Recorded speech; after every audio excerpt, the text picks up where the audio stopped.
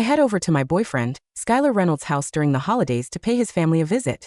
Skylar's mother, Helen Benett, smiles and says to me in front of everyone, "According to our rules, a future daughter-in-law must give cash gifts to all the children and elderly people in the family in her first year here. You must give every person at least $200 to show how generous you are." I'm stunned, to say the least. Skylar nudges me before murmuring, "It's just a few $1,000s, isn't it? Doesn't the holiday bonus that you've received before the holidays cover everything?" I look at the living room, where 15 children and 8 elderly people are present. That makes it $4,600, the same figure that I've received after the taxes are deducted from the bonus. I let out a soft chuckle at that moment. Then I turn to look at Helen. "According to your rules, Mrs. Reynold, I shall be the one giving away the cash gifts.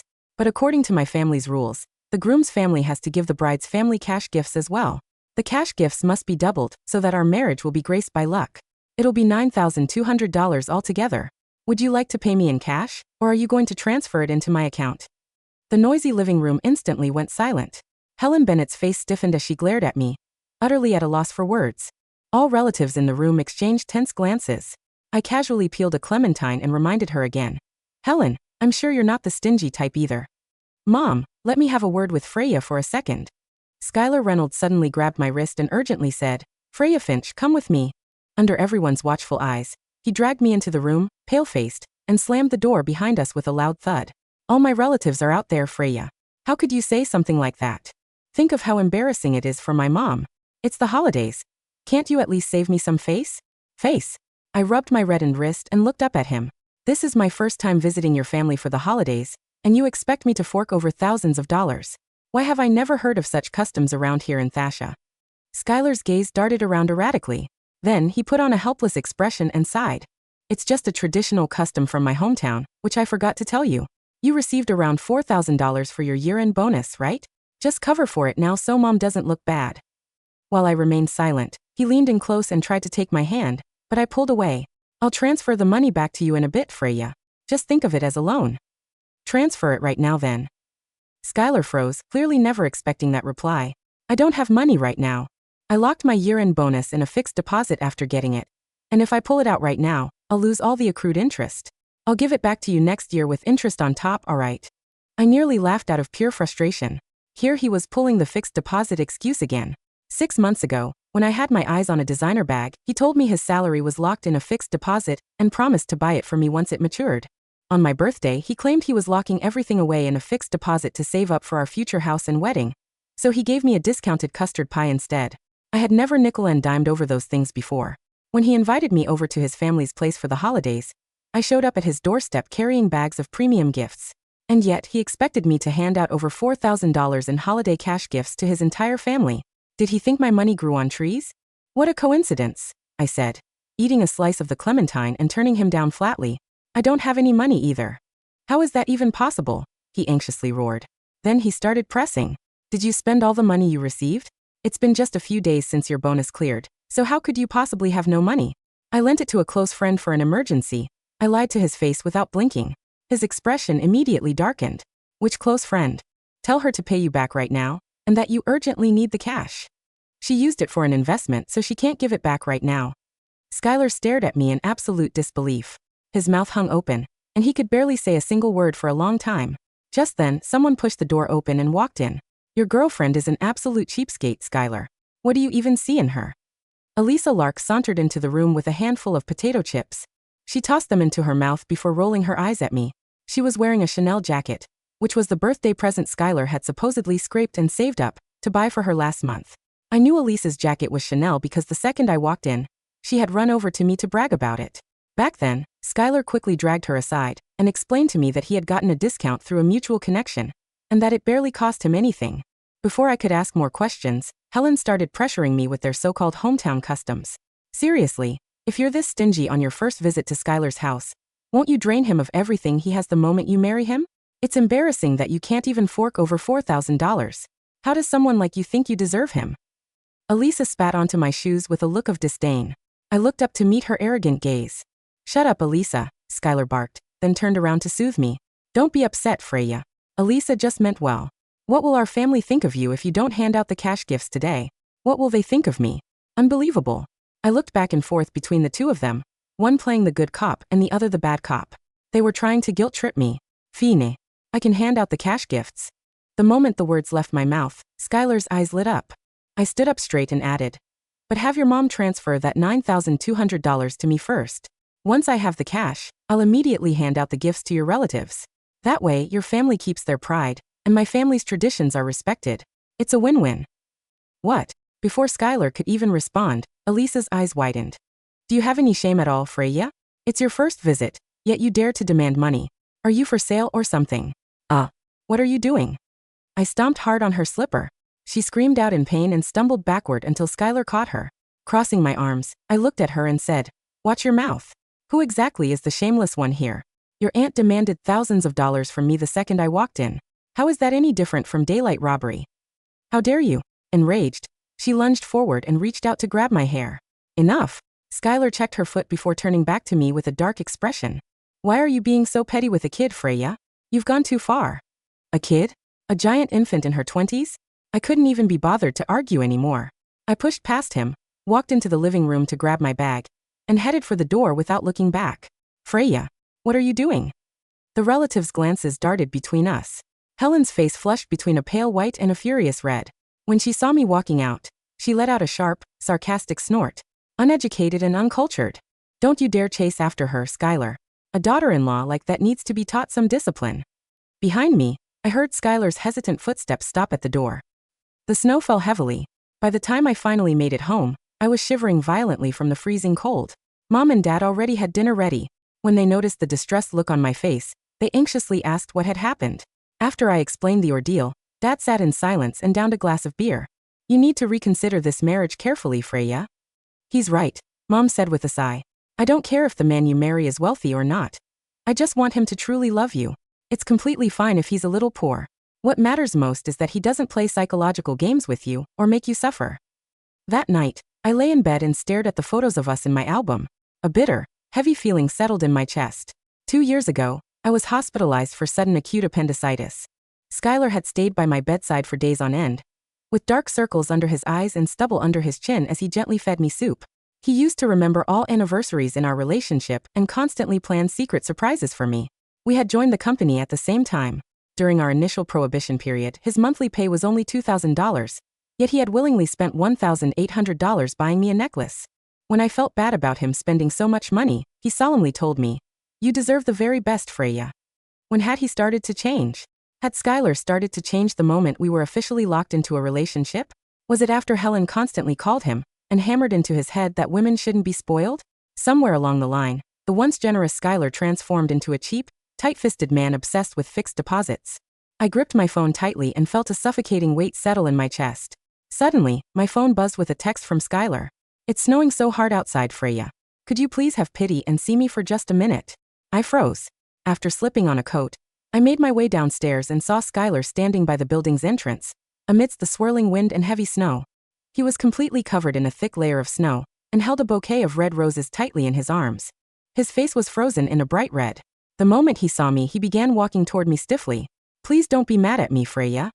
For a fleeting second, the scene reminded me of the year we watched the first snowfall together. My heart softened a little.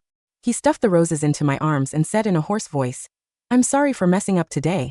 My mom just has that old-school mindset." What his family did earlier today flashed across my mind again, and I stayed silent. You've always wanted to soak in a hot spring, haven't you? My friend just opened a hot spring resort, and it's his treat. Let me take you there. I hesitated. It's the holidays. Maybe we should forget it. The holidays are exactly why we need to unwind properly, he said, looking all sincere and genuine.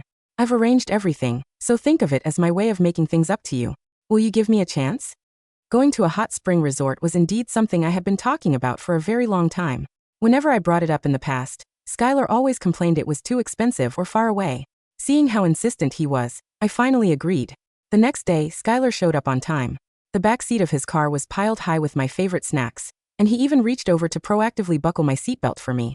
His overwhelming enthusiasm made me instinctively shrink back. I can do it myself. The farther we drove, the more remote our surroundings were. 2 hours later, we turned onto a muddy, unpaved road. A solitary hot spring resort bearing the sign, Canopy Cove Hot Springs, stood on a barren, desolate slope. The moment I stepped out of the car, my heart skipped a beat. The place was isolated, with barely anyone in sight. Is it supposed to be this remote? Why isn't there a single guest around? I asked, looking at Skylar. Carrying my bag, he grinned. They just opened and are currently in a soft launch phase, so they're only hosting friends. I had him clear the entire venue for us today, so we could have the ultimate private experience. I followed him into the main lobby, casually texting my best friend, Sadie Holtman, on the phone as we walked. After changing into my swimsuit, I stepped into the hot spring pool. The rising steam immediately drove the winter chill away. I called Skylar, who still hadn't shown up. He told me he was arranging for someone to bring over a fruit platter, and I didn't think much of it. The water temperature was perfect, and within minutes, I drifted off into a deep, hazy sleep. When I jolted awake, the sky had gone completely dark.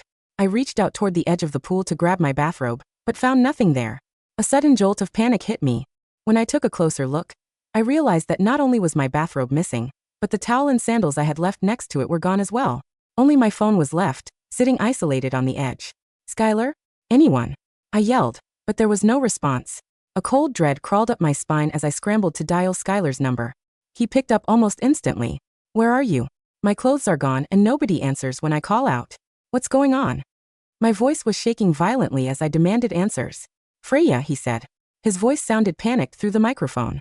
My family just called to tell me that my mom suffered a sudden heart attack and was rushed to the hospital. I left in such a hurry that I completely forgot to tell you. Were your clothes blown away by the wind? I froze, and a sudden unease rose in my chest. After taking a deep breath, I said, Find someone to bring me clothes right now. He stammered. I can't go back. The staff must have clocked out and gone home at this hour. I'm rushing to pay my mom's medical bills, and I need to withdraw cash from the bank. What am I supposed to do then? I asked. How about this? Send me money right now so I can have someone else handle the paperwork.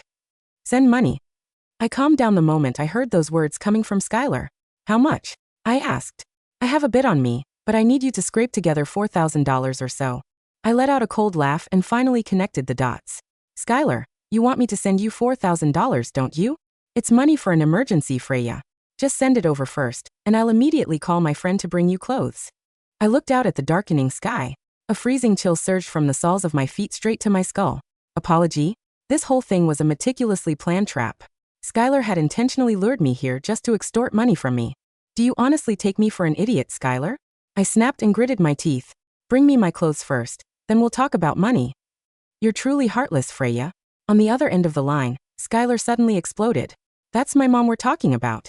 I'm not at the hospital just to sort this out for you, and yet you're being this cold-blooded. Are you going to watch her die over a few $1,000s? He was pulling his same guilt trip routine. For all I knew, Helen might not even be sick at all. Suddenly, my phone flashed with a low battery warning of only 10%. This is blackmail, Skylar. Stop talking nonsense. I told you I'm just borrowing it. His voice turned vicious as he continued. Don't blame me for not warning you, Freya. That place is remote, and it'll be dark soon. You can't stay in that hot spring pool all night. If wild dogs or wolves wander in there. I shivered all over.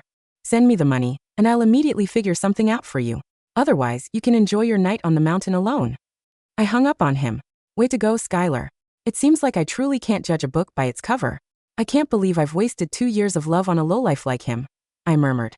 With shaking hands, I was about to text my Sadie when Skylar called back again. 10 minutes. If I don't see the money in the minutes, you'll lose your chance. The main gates are locked so you can't escape. And don't forget how terrified of the dark you are. Don't come crying and begging me then.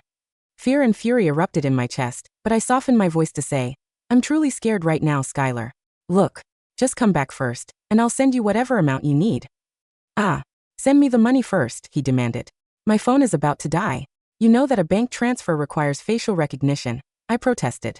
Stop playing games with me. He snapped and scoffed. Don't think I don't know you're just stalling for time. You can just freeze to death if you don't send me the money. I seriously don't get it, Freya. I'm your boyfriend, so why can't you bear to spend this little bit of money on me? Is this how a girlfriend is supposed to act? You'd better get back here right now, Skylar. Otherwise, you're committing a crime. I warned him and gripped the phone tightly. Go ahead and sue me. I'm your boyfriend, so even if the cops show up, they'll just see it as a domestic dispute. You can't scare me. Let me tell you.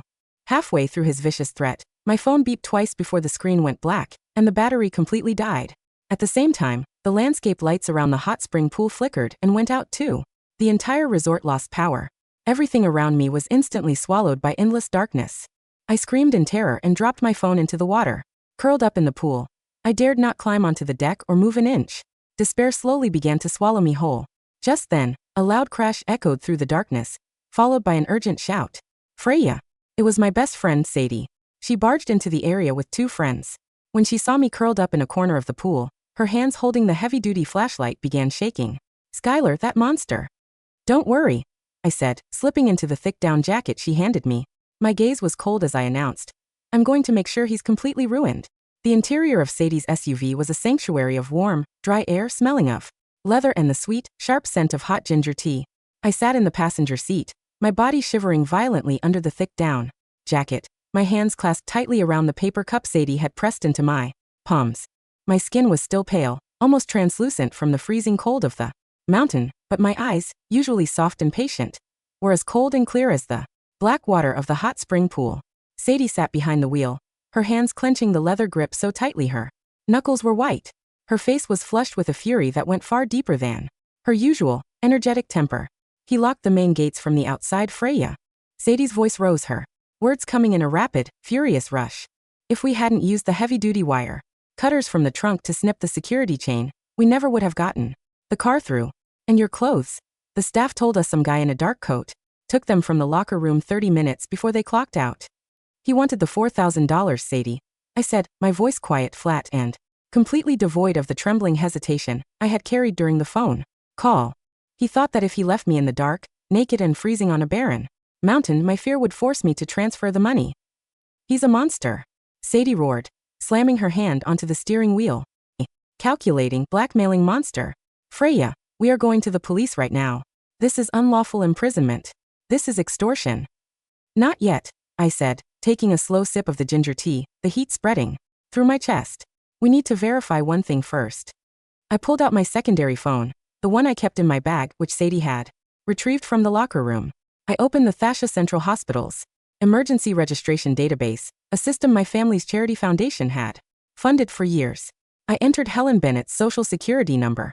The screen loaded instantly, displaying a single, green-lit line, no active admission records. At the same time, a notification from a mutual relative's social media account popped up on my screen. It was a short, 10-second video recorded 40 minutes ago. In the brightly lit, noisy living room of the Reynold family home, Helen Benett was sitting at the center of the long dining table, raising a glass of expensive red wine toward the camera.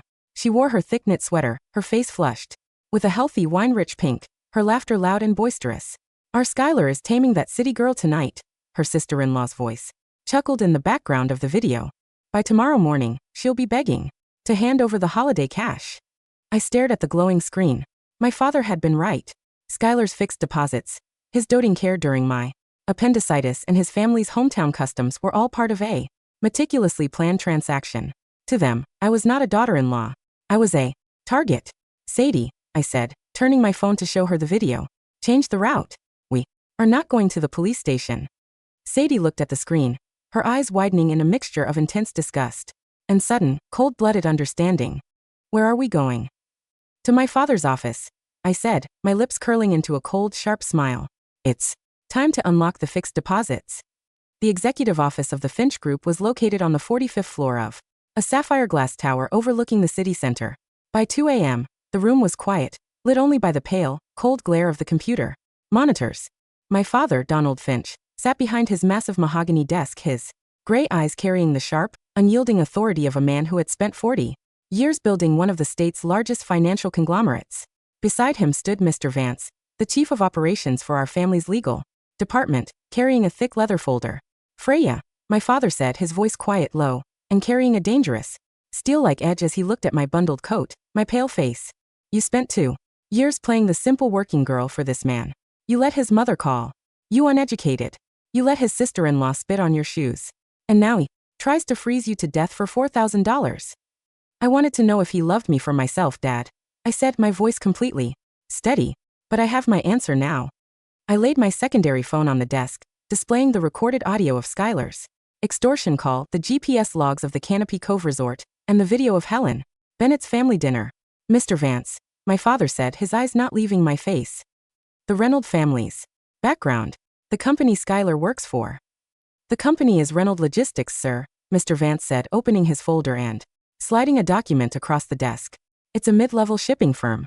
But because The Finch Group owns 60% of the parent company's shares through our shell company, Sterling Holdings. We have the legal authority to terminate their shipping licenses at any moment. He turned a page, pointing to a series of financial transaction logs.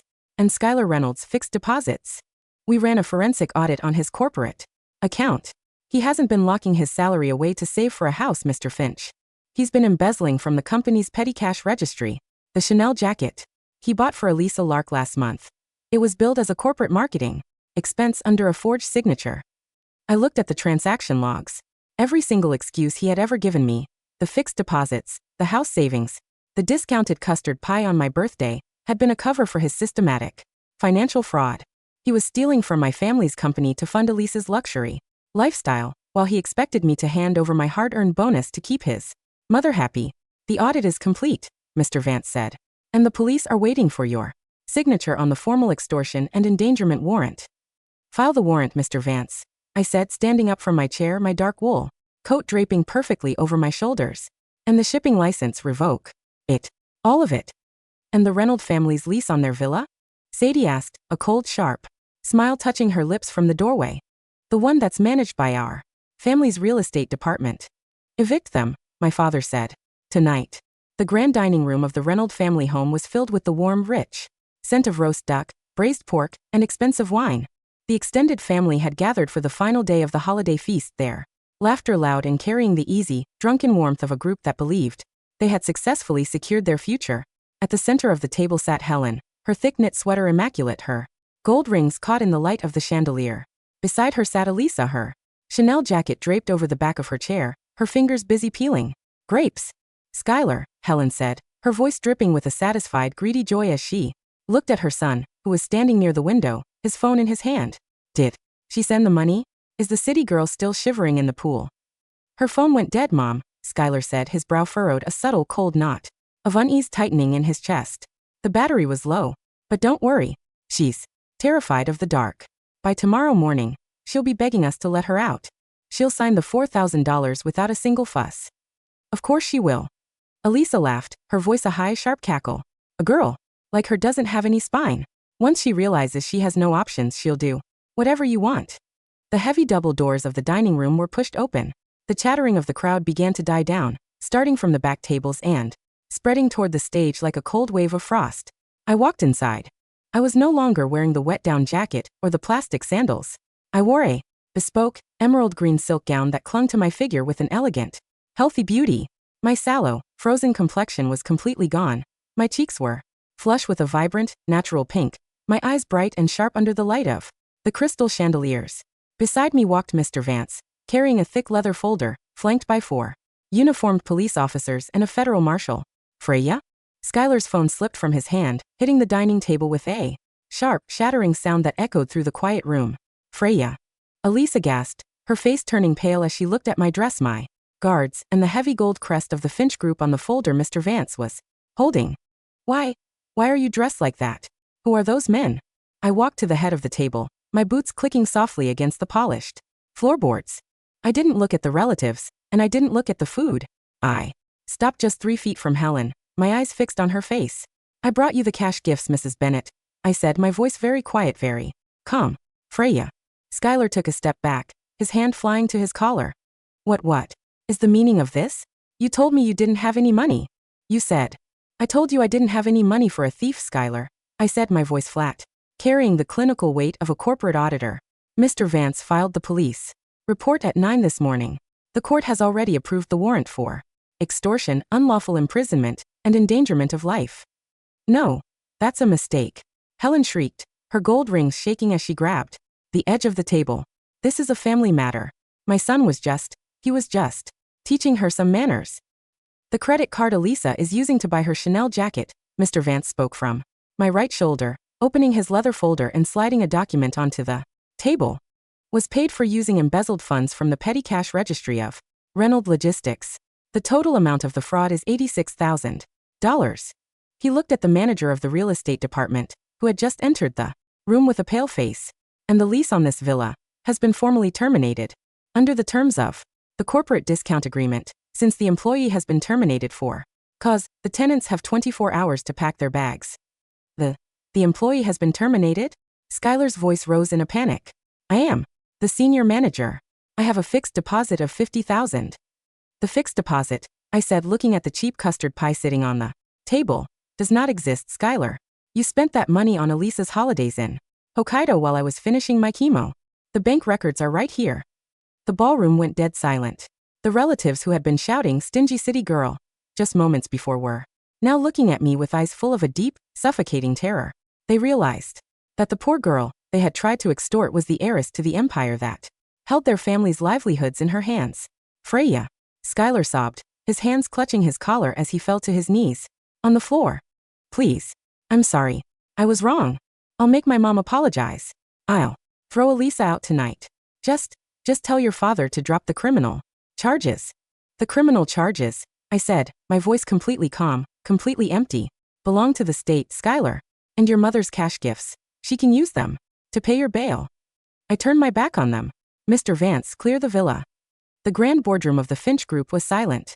The 22 members of the senior management team, men and women who had spent years bowing to my father's authority, sat around the long mahogany table there. Heads bowed, their folders closed. I sat at the head of the table, my slate gray suit tailored and crisp, my hands resting on the armrests of the executive chair. Beside me stood Mr. Vance, carrying the final termination notices. First, I said, my voice clear, quiet, and carrying to every corner of the silent boardroom.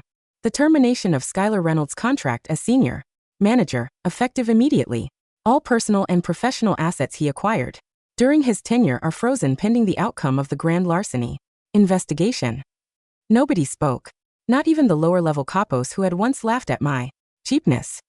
And second, I said, looking at the assembled department heads, we are launching a complete, forensic audit of every department's travel and entertainment budget from the last 2 years.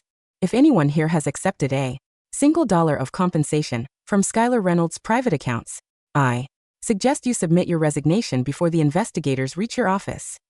3 department heads stood up in unison, their faces pale, their hands shaking, as they quietly laid their badges on the table and walked out of the room. I didn't look at them.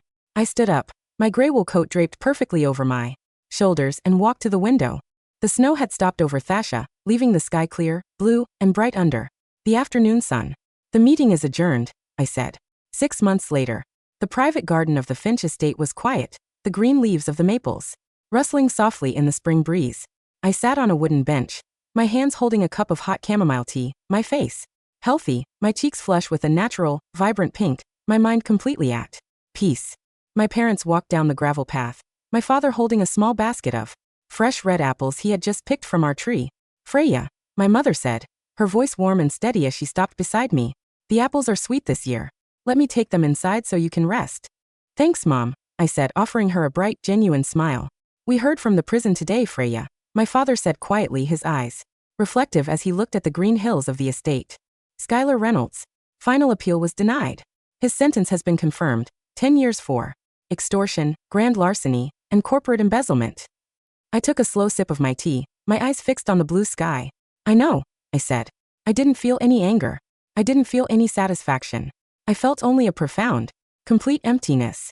The boy who had spent $1,800 on a necklace when he was poor was gone.